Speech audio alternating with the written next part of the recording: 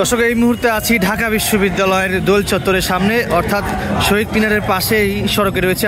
আমরা এই মুহূর্তে দেখতে পাচ্ছি বৈষম্য বিরোধী ছাত্র আন্দোলনের যারা রয়েছে তারা কিন্তু মিছিল নিয়ে শহীদ মিনারের দিকে যাচ্ছে। সেটি কিন্তু আমরা এই ভিডিওর মাধ্যমে আপনাদেরকে দেখানোর চেষ্টা করছি।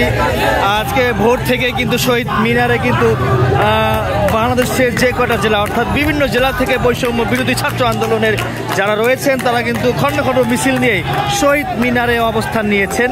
এবং এই মুহূর্তে একটি মিছিল কিন্তু বৈষম্য বিরোধী ছাত্র আন্দোলনের যারা রয়েছে তারা কিন্তু মিছিল নিয়ে শহীদ মিনারের দিকে যাচ্ছে।